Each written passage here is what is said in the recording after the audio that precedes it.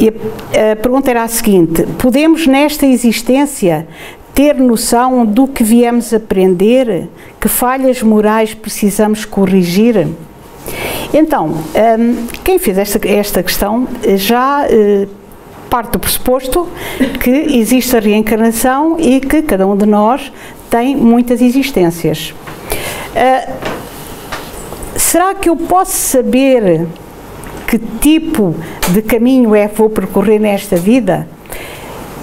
Para já neste estágio da existência, enquanto nós temos uma programação reencarnatória, com a reencarnação, com a volta ao corpo físico, essa programação não fica nos arquivos da nossa memória. De qualquer modo, trazemos um roteiro que nos irá situar dentro dos caminhos da vida. Agora, ao longo da vida e por aquilo que iremos passar, pelas situações que iremos viver, vamos tendo uma ideia do que é que Deus quer de nós, porque é que nós estamos aqui. Se eu estou numa vida com dificuldades sociais, certamente o meu objetivo é exatamente esse, é tentar ultrapassar as dificuldades pessoais. Depois, dentro das falhas morais, é mais fácil nós percebermos o que é que vimos aprender. É exatamente naquelas situações em que falhamos com mais facilidade. Então, aí é para ponderar. Será que é isto que eu pretendo para a minha vida? Vou ter que repor esta situação, vou ter que analisar, vou ter que me debruçar sobre o que me está a acontecer, de modo a tirarmos daí os maiores frutos para o nosso progresso. E é exatamente nas situações que nos causam mais incómodo, mais stress, que está exatamente aí o ponto a corrigir. Prestarmos atenção, não, se calhar não era por aqui o caminho, tem que ver bem, não me irritar, não entrar em conflito com aqueles que de algum modo colidem comigo, tenho que ter mais atenção aqui. Agora, Amélia, diga. Estava a tentar colocar no lugar, não sei quem é que fez essa questão, e provavelmente, uma das hipóteses, não quer dizer que seja isso, a pessoa poderia estar a querer perguntar aquilo que a grande maioria das pessoas pergunta, é o que é que eu vim fazer à Terra, qual é a minha missão? Isto é, as pessoas têm aquela ideia, eu tenho uma missão qualquer na Terra, qual é a minha missão? Que é que geralmente o que as pessoas perguntam. Quando perguntei nesta existência, né? O que é que eu vim a empreender? Portanto, o que é que eu tenho de fazer? Qual é a minha missão? Não será um pouco por aí? Mas não é aquilo que eu estava a dizer. É exatamente tentar aproveitar cada momento da vida da melhor forma, debruçarmos sobre aquilo que se passa e trazermos essas lições para a nossa melhoria pessoal. De modo a que, ao voltarmos ao mundo espiritual, possamos levar na nossa bagagem mais conhecimento, mais entendimento e também mais hipóteses de avançar na vida. Tal como dizia o sábio, conhece-te a ti mesmo. E se nós interiorizarmos onde é que estão as nossas dificuldades, é exatamente aí que temos que corrigir. Porque às vezes as pessoas dizem assim, vão ao centro espírita como quem vai ao bruxo, né? Fazer perguntas para ter a resposta concreta. Olha, com quem é que eu devo casar? Que tipo de trabalho é que devo fazer? Qual é a minha missão? Olha, a sua missão é, sei lá, ser médico ou ser agricultor ou qualquer coisa. Portanto, isso não se põe aqui num centro espírita, né? Não. Digo eu, não sei. Sim, é exatamente por aí. Portanto, a adivinhação no centro espírita não existe, nem futurologia.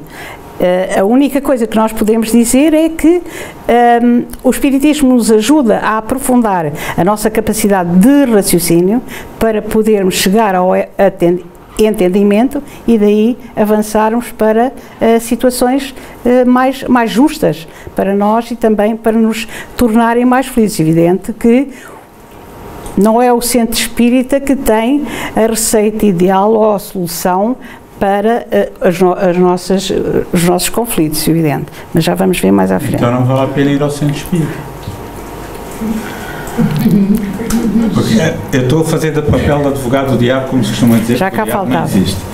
Mas é para dar também dinamismo a isso. Exato. Há pessoas que dizem assim, e muitos espíritas dizem assim, você tem um problema, vá ao centro espírita. É porque o centro espírita resolve o problema da pessoa. Presume-se, né? Senão não dizia isso. Outras pessoas dizem assim, olha, estás com um problema e tal, vai ao centro espírita que eles lá resolvem isso. É uma aparente contradição. Então, se o centro espírita não resolve os problemas e depois as pessoas dizem isso, em que é que ficamos? O centro espírita não resolve os problemas, mas dá-nos as ferramentas necessárias para nós os podermos encarar com ânimo e ultrapassá-los da melhor forma. Porque nos dá o entendimento e a explicação para aquilo que nos acontece na vida. Dizendo-nos, por exemplo, que este é um mundo de expiação e provas. Portanto, temos que passar por determinadas provas e por determinadas expiações. Mas dando-nos também a coragem suficiente para podermos enfrentar com calma, com conhecimento, e da melhor forma. Por isso, a doutrina espírita é a doutrina do bom senso. E se nós tivermos bom senso, vamos perceber que ninguém leva a nossa cruz, senão nós. Nem o Cireneu levou a cruz de Jesus. Se bem nos lembramos lá no caminho para o Calvário. Ajudou-o. Mas a cruz não era dele. Então, pormos isto nesta perspectiva, entendermos, estamos todos no mesmo barco. Agora, cada um de nós tem o seu trajeto para fazer, ok? Vamos avançando. Já agora, eu sei. Bem, eu trouxe poucas perguntas, mas devia ter trazido menos, não é? O que vale isto pode-se cortar. Não. Vamos lá, pode agora, continuar. Não, agora a sério, isto é muito importante. Há centros espíritas, não só em Portugal, mas vamos falar de Portugal, alguns, 1, 2, 3, 4, que me lembro, que dizem que têm trabalhos de cura e que curam. E as pessoas fazem uma via sacra para lá, não é? Significa que os outros não curam. Então, como é que é? Se o espiritismo não ajuda nesse aspecto, deve haver centros espíritas que são privilegiados em relação aos outros, porque têm espíritos que curam e os outros não têm. Ou serão os espíritas mal esclarecidos, ou que estão a enganar as pessoas ao dizer que promovem curas? Vamos lá ver. Cada um na sua casa faz como quer. A verdade, porém, é que para as curas existem o médico de família, o centro de saúde, o hospital, por aí. Curas físicas. O centro espírita é um hospital de almas. Daí é que está a grande diferença. E então nós percebermos que o centro espírita não cura a doença física. Pode, de facto, aliviá-la através do passe, a transmissão de energias que irá equilibrar o corpo físico da pessoa, uma vez que nele está impregnado o seu corpo espiritual. Agora, a função do centro espírita não é curar corpos. E muitas vezes nós temos essa ilusão que depois acaba por se tornar desilusão. Não há centros espíritas diferentes. As pessoas, o espiritismo é o mesmo. Agora, cada um gera a sua casa como muito bem entender, naturalmente. Mas há uma coisa, é preciso que os centros espíritas sejam geridos de os espíritas, pode ser uns espíritas, não é? Os espíritas sejam geridos de acordo com o que está no livro dos médiuns e na doutrina dos espíritos de Allan Kardec. E eu fiz esta pergunta porque isto é muito importante, porque felizmente são poucos, 3 ou 4 centros espíritas em Portugal que têm esse tipo de práticas, que enganam as pessoas. Dizem, você vem aqui e vai ser curado. Vai ser curado de uma esquizofrenia, de uma doença bipolar, etc. Isso é impossível. Não. São os guias que dizem, são guias a precisar de ser guiados, são médiuns fascinados. Às vezes gente boa, com boas intenções, mas vaidosas. Eu tive conhecimento há tempos de um centro espírita, gente boa, que disseram a um senhor que andava a fazer tratamentos de oncologia que ele ia ser curado, e ele, passado 15 dias, morreu. E o descrédito da doutrina, quer dizer, não, a responsabilidade não é da doutrina, é de quem interpreta mal a doutrina. Num outro centro espírita, disseram a uma pessoa que andava em psiquiatria a tomar antidepressivos há 10 ou 15 anos para os deixar de um dia para o outro, porque os guia me tinha mandado, e a pessoa, passado uma semana, estava internada com um surto psicótico. Não pode ser. Essa não é a área do espiritismo, como diz a Amélia muito bem. A área do espiritismo é a área do espírito. Agora, podem os espíritos curar as mazelas do corpo físico? Podem, quando nós temos mérito e o nosso karma já terminou. Isso já aconteceu aqui durante a palestra, com alguns casos. Nós nunca fizemos publicidade disso. Portanto, quando ouvirem dizer, olha, no centro tal há curas e mais não sei quantos, confiem. Porque quem cura são os espíritos. Eles podem curar durante o passe, durante a palestra, durante o sono. Okay? E é muito importante falar nisso, porque para as pessoas não serem enganadas. E agora não falo mais. Ah, não. Agora engatou, tem que continuar, senão estraga uma palestra. Bom, então vamos passar à questão seguinte. A questão seguinte prende-se com o mais além, como vemos. A tentativa de perceber o que é que se passa para além da nossa visão física. E a questão é a seguinte: o que é a espiritualidade? Quer responder, Lucas? Não, a palestra é sua. Então, o que... Aqui... Eu só estou aqui para chatear. Ah, pois é, ainda não começou, portanto ainda não é o advogado. Então. Está pronto. Aqui pressupomos que tem a ver com sermos seres espirituais ou entendermos que somos unicamente corpo físico. E dentro do centro espírita, daquilo que nós podemos ir um pouco mais além, é o que é ser espírita e o que é ser espiritualista. Pode ser por aqui a interpretação a esta questão. O espírita é o adepto da ideia espírita, da ideia que está compactada nas 5 obras básicas editadas por Allan Kardec, com base no Livro dos Espíritos e depois ligada às 4 obras seguintes, bem como depois o que é o Espiritismo e obras póstumas. Bom, se eu me encanto com a doutrina espírita, assumo-me como espírita. No entanto, há pessoas que têm em si a convicção de que algo existe para além da matéria, sem se apresentarem, enfim, como seguidores desta ou daquela ideia religiosa ou de crença. E essas pessoas são espiritualistas. Existe para eles algo que não acaba com morte e, portanto, consideram-se mais do que simples matéria. Esta é a diferença entre ser espírita ou ser espiritualista. Todas as correntes religiosas têm como base a espiritualidade. Portanto, são doutrinas espiritualistas. O espiritismo também é uma doutrina espiritualista, porém encaixa dentro das verdades de Kardec. Por isso, se chamar espiritismo. Então, se não o advogado está caladinho? Sim, excelente. Vamos passar então para a pergunta seguinte, que de alguma forma tem a ver com esta segunda questão que temos aqui. E ao vermos esta imagem, nós entendemos o quê? Que a vida é difícil. Temos aqui uma imagem da vida na Terra no dia a dia. Por vezes é inglório o nosso trabalho.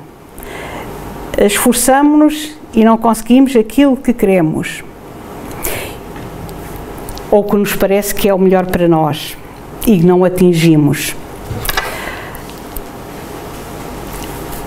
E porquê é que isto acontece?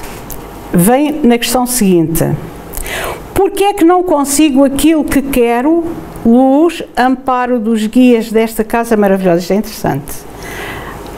Alguém que, apesar de vir ao centro, tentar, de alguma forma, certamente, seguir aquilo que lhe é sugerido, considera que esta é uma casa maravilhosa, mas parece-lhe que não recebe o amparo dos guias espirituais. Aqui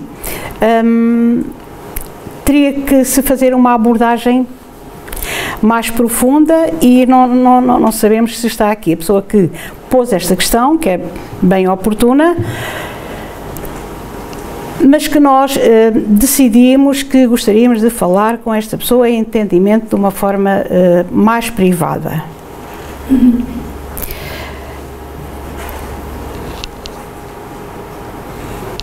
Pois, essa questão é uma questão genérica. É uma questão típica para o atendimento em privado, não é? Portanto, porque é que eu não consigo aquilo que quero? Se for o euro milhões, os guias não se vão meter nisso, não é? Se for algo do aspecto moral, tem de se tentar ver o que é. Se a pessoa diz que não consegue o amparo dos guias, certamente está equivocada, porque os guias ajudam toda a gente. Agora, isso, como é uma questão pessoal, tem de ser tratada pessoalmente e não em público, não é? Temos o atendimento para isso. Pois, exatamente. Às vezes também podemos não estar a pedir a coisa certa, não, e até mas não temos matéria dados para a análise, deste caso, exatamente.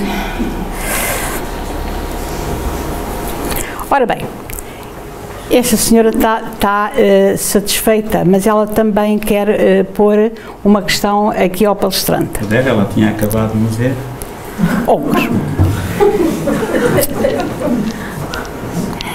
Só pode, ela ouvi um espírito parecido comigo. Hã? Ouvi um espírito parecido comigo. Exato, se calhar viu agora. Então vamos ver qual é a questão. Será possível que uma pessoa desencarnada há cerca de 3 anos se possa manifestar através de alguém com mediunidade? A resposta é sim. Pode.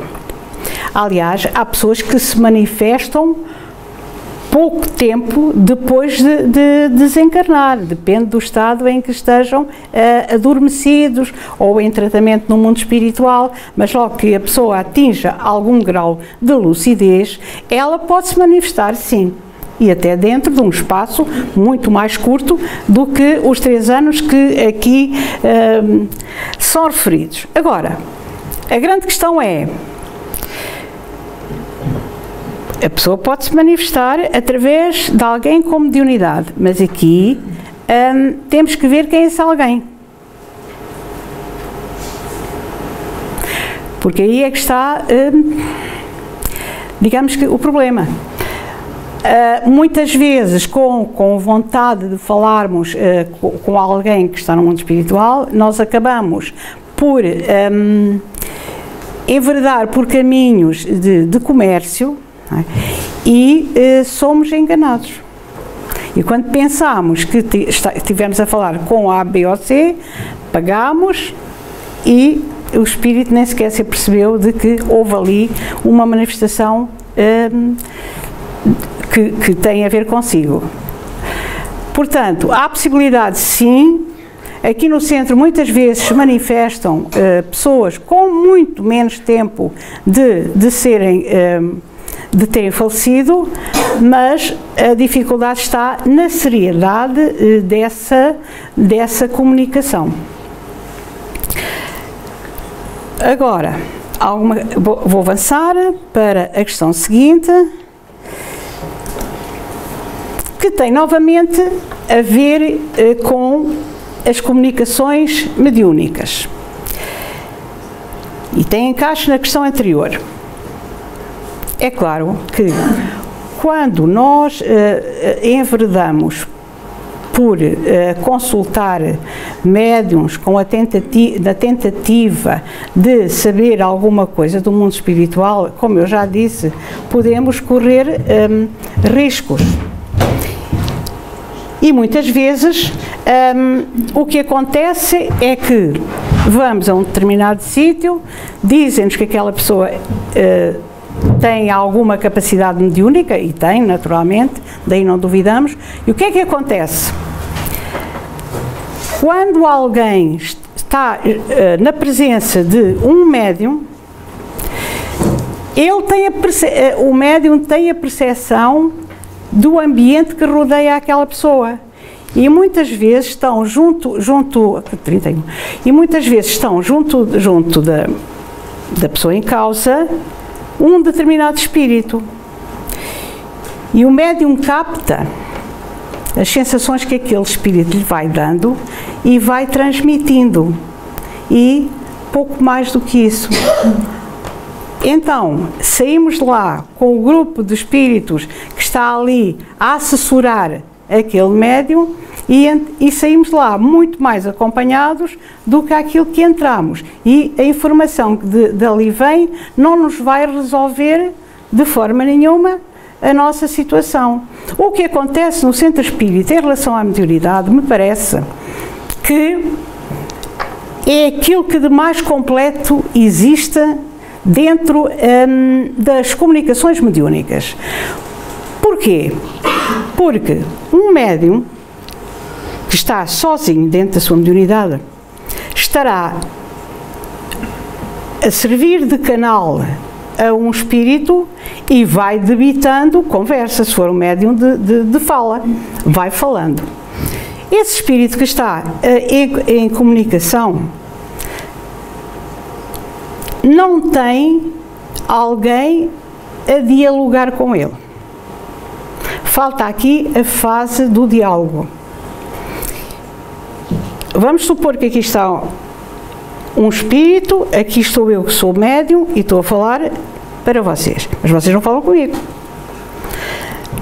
Não me vão confortar, não me vão iluminar, não me vão trazer conforto. E o espírito acaba por se manifestar, vai embora e dali não levou nada. E depois acontece também, e falam muito, e há alturas em que vêm aqui ao centro para serem atendidos espíritos que foram, digamos que trabalham para aquele médium principal e que andam a visitar a casa das pessoas que foram ali, trabalham para eles. Olha, este saiu daqui com esta dificuldade agora, vais acicatar este ou aquele assunto para que ele cá volte. E então já não é só um médium e o espírito que o assessora, é um grupo que trabalha para ele e que depois daquela pessoa ali ir, já a conhece e vai tentar captar da sua vida para que quando ela lá tornar a ir, ter mais assunto para dar maior informação. Isto tudo em quê? Em troca de dinheiro. O que aqui há tempo falei com uma pessoa que achei muito interessante aquilo que ela me disse. Ela foi um médium desse tipo. E a pessoa disse-lhe que para se resolver na sua vida privada isto e isto, ela tinha que lhe dar X. Pronto. Deu-lhe o dinheiro e foi-se embora. Isto é autêntico. Não estou a pintar. E deixou o endereço. Entretanto, recebeu uma carta. Olha, eu já cheguei até aqui, já consegui que fulano, lá o santo, não sei das quantas, interferisse por si, mas para que a ajuda resolva, eu tenho que fazer mais esta despesa. Portanto, vai ter que me mandar mais X, que é para eu continuar o tratamento, porque senão a sua vida vai continuar nesse imbróglio. E a pessoa recebia carta, isto é autêntico, cartas sobre cartas registadas, estavam nos correios para ela lá ir levantar, que ou ela lá ia levantar a carta e depositava a importância, ou então a coisa ia correr cada vez pior. Vejam ao ponto que chega esta situação, a pessoa já estava completamente rasa, a vida dela continuava a correr mal e entendia-se, porque já eram os agentes do próprio médium que andavam a trabalhar no assunto Porque era uma senhora, ela dizia, não, mas é que a minha vida está mesmo a correr cada vez pior. Isso é verdade. E nós entendemos porquê. Portanto, temos que ter muito cuidado com a mediunidade, e por isso está aqui, e o modo como ela é gerida. Porque corremos o risco de ser mal interpretados e sair ainda pior desta história. Por isso, aqui está este papagaio. Falar, até o papagaio fala. Não é? E, portanto, entendermos do modo como funciona a mediunidade, e se um espírito se manifesta através de um médium, ele precisa única e exclusivamente de ajuda. Porque senão não estava ali. Quer apontar aqui alguma coisa, Sr. Advogado? Não, isso basta ler o livro dos médiuns de Allan Kardec. Allan Kardec tem lá um capítulo onde explica como devem decorrer as reuniões mediúnicas em grupo e privadamente, sem a presença do doente.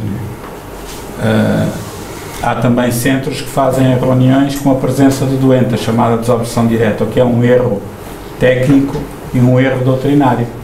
Portanto, não estão de acordo com as orientações da doutrina espírita. A doutrina espírita é conjunto de ideias que estão estudadas por Allan Kardec. Pode haver outras coisas, não é? Prática da mediunidade fora do espiritismo há. Erradamente em muitos centros espíritas há. Agora, para ser acertadamente, tem que estar de acordo com aquilo que Allan Kardec compilou no livro dos médiuns. Agora, os médiuns comerciantes, sejam em princípio espíritas, não haverá, mas sejam espíritas ou não, aqueles que fazem da mediunidade um comércio, geralmente têm como destino um processo de loucura, se não for ainda cá na Terra, ser-lo-á no mundo espiritual. São pessoas que entram em processo de loucura quando se apercebem dos desmandos que fizeram. Quem vai a esse tipo de lugares, é como a Amélia diz, em vez de se livrar do problema obsessivo, agrava o problema obsessivo. Qual é o problema? Porque é que esses médiuns entram em processo de loucura? Porque eles sintonizam com espíritos inferiores, em terceiros, que depois cobram. Durante o sono, quando o médium vai descansar, vai dormir, aliás, o corpo, quando sai do corpo, eles vão buscá-la na cá.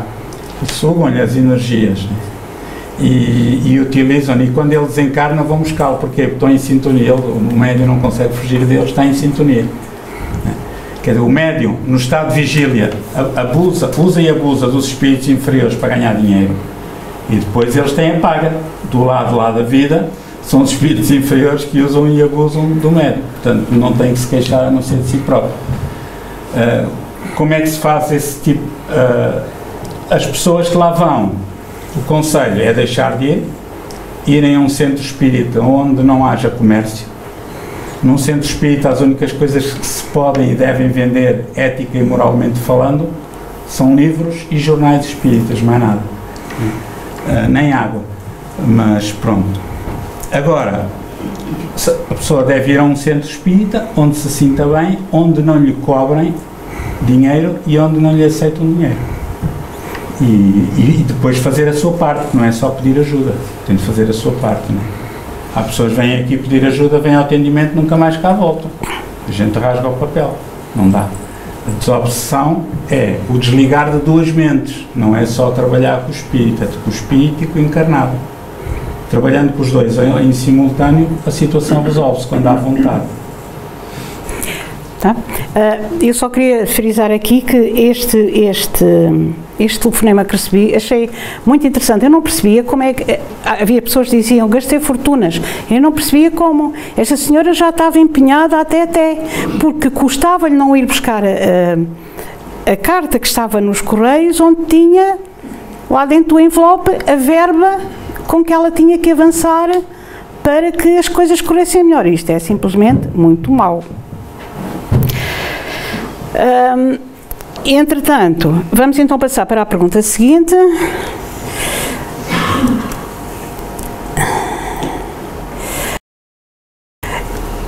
Como sabemos se possuímos espiritualidade versus mediunidade? Pronto. Então, esta questão é o saber. Porque é que nós, como é que sabemos se somos médiums ou não? Através das sensações. Herculano Pires diz-nos que todos nós somos médiums, portanto, mais ou menos, com maior ou menor acuidade, todos nós temos capacidade de nos apercebermos do mundo espiritual. Senão, como é que nós recebíamos as intuições dos guias que estão à nossa volta? Não disse todas. Portanto, o que acontece aqui, nesta questão, a pessoa certamente quererá referir-se a uma mediunidade mais ostensiva. Aquela que a minha ou de muitos do que aqui estão, nós governamos com ela, não é? Vamos-la gerindo. Há outras pessoas que não conseguem gerir a sua mediunidade e então revelam sensações que ultrapassam o comum daqueles que estão à sua volta.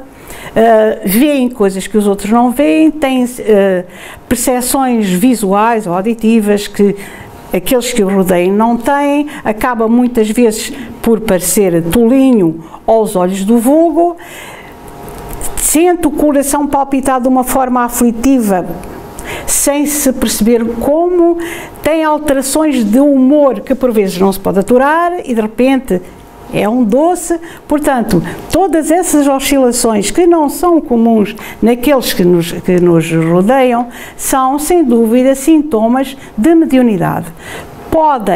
É claro que a mediunidade pode interferir na vida da pessoa.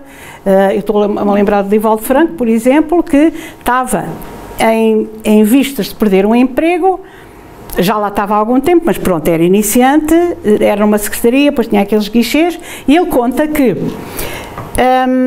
de vez em quando, ele estava sentado numa secretária, vinha uma pessoa ao guichê, e ele levantava-se, oi, não é ninguém, voltava para trás, sentava-se, sem nada, já estava outra pessoa, levantava-se, e então houve lá uma colega dele, que ele conta com muito carinho, uma senhora mais velha, que se começou a perceber que ele estava-se a levantar vezes demais e a ir ao atendimento quando não estava lá ninguém para atender. E um dia chamou-o à parte, ouve lá, tu percebes-te de que está lá alguém para atender, não é? E ele confessou que sim, que é. E então ela disse, mas não te preocupes, tu não te levantas só quando eu te fizer sinal. Portanto, e a senhora ali foi mais do que o anjo da guarda dele.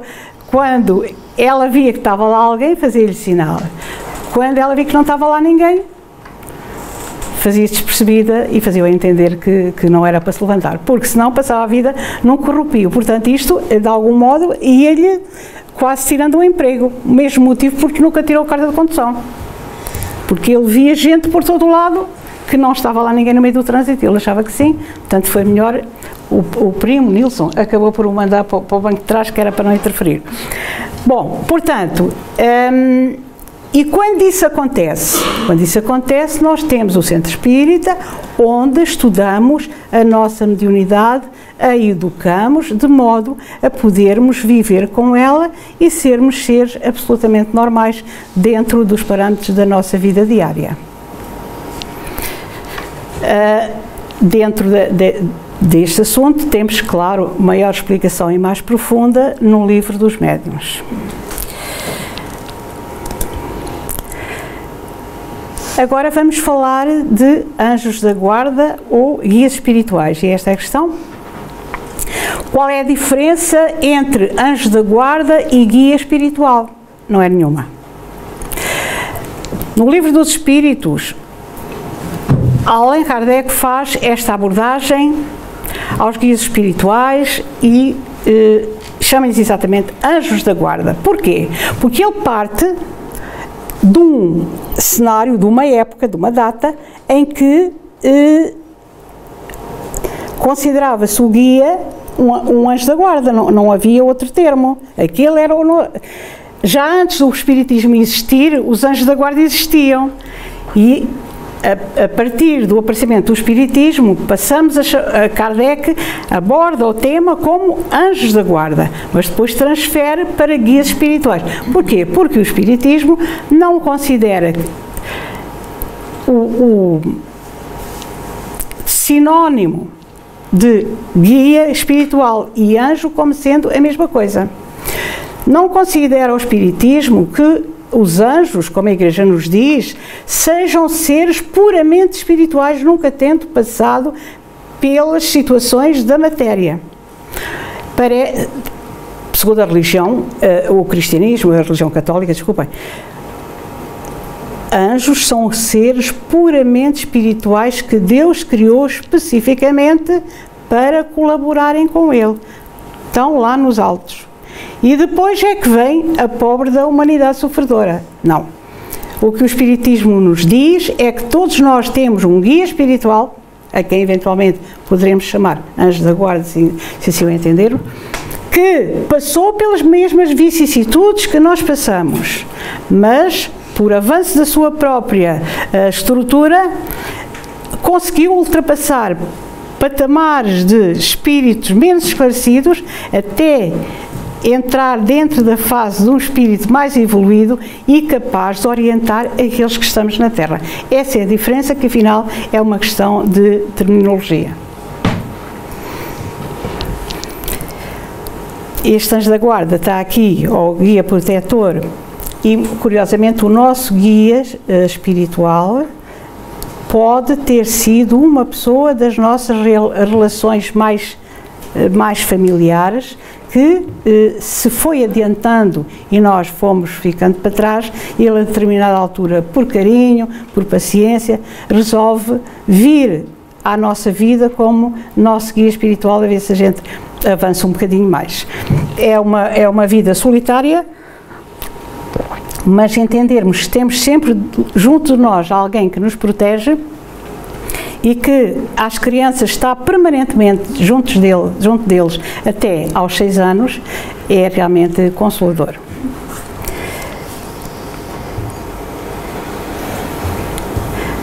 Outra questão. Como vê o Espiritismo a adoção de crianças por casais homossexuais? Bom, temos aqui esta imagem que nos chama para esta realidade, para a adoção. Será que faz sentido adotar crianças? Todo. É uma obra de caridade. Crianças que estão num abrigo para órfãos, por exemplo, se lhe perguntarem, olha, tu queres ter um quartinho só para ti, com as tuas coisinhas, os teus brinquedos e tal, tipo aquela casa do Padre Américo, que já vem de há muito tempo e que nós conhecemos, que é uma casa belíssima, é claro que a criança vai ter que sim, dizer que sim, não é? Portanto, a adoção é sobretudo um ato de amor. É assim que nós temos que entender. É um ato de caridade.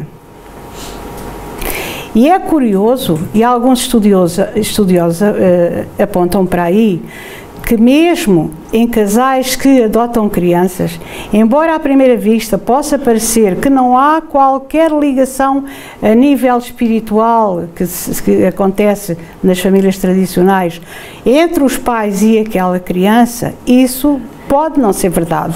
Pode haver uma ligação de vidas anteriores que depois se vem a concretizar, a tornar palpável, digamos assim, dentro de uma adoção. Porquê aquela criança para aquela família? Agora, temos depois aqui, mais avançando na questão, o problema de as crianças serem adotadas por casais homossexuais. E depois? Mantém-se a resposta.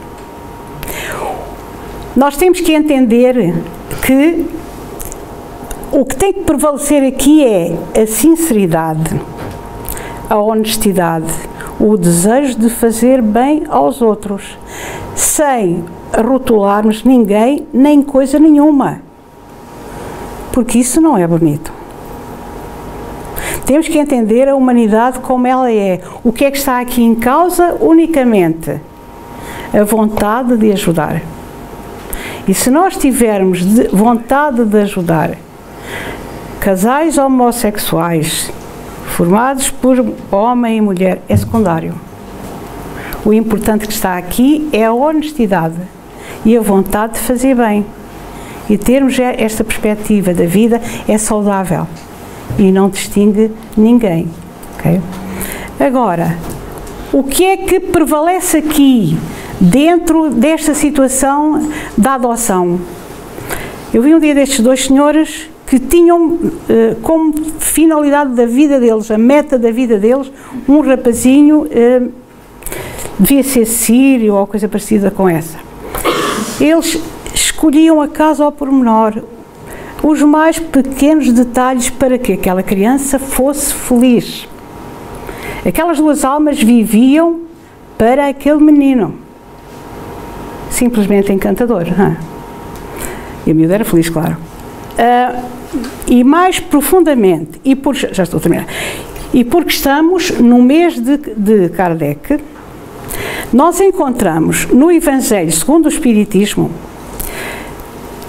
um pequeno texto em que vemos que já no século XIX os espíritos apontavam exatamente nesta área para as famílias dos tempos modernos e nos apontam como meta única a caridade. E dizem os espíritos: para praticar a lei do amor, que é o que está nos píncaros desta ideia da adoção, para praticar a lei do amor como Deus a quer, é necessário que chegueis a amar pouco a pouco e indistintamente a todos os vossos irmãos, sem regras.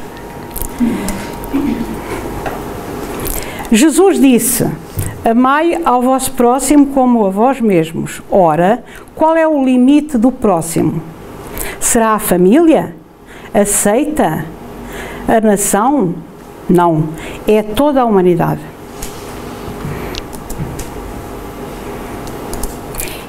E o vosso planeta, destinado a um progresso que se aproxima para a sua transformação social, verá os seus habitantes praticarem essa lei sublime, reflexo da própria divindade. Então, já estamos a ver, nesta altura da nossa existência, exatamente a prática indistinta do amor em favor da própria humanidade. Bom, e a nossa menina tem continuado atenta e a pensar: olha, tanta coisa que eu não sabia e que me vieram a avivar a curiosidade. Por isso, em próximos trabalhos, faremos mais abordagens a outras questões que ainda não foram aqui tratadas, mas que iremos tentar completar a vossa colaboração. E pronto, proximamente teremos então mais a resposta a alguns porquês e o Espiritismo vai responder. E pronto, terminei aqui a minha apresentação. Temos ainda algum tempo para alguma questão que queiram pôr sobre o tema tratado. São sempre assuntos complexos porque nós não sabemos o que é que está por detrás daquela pergunta sucinta, digamos assim.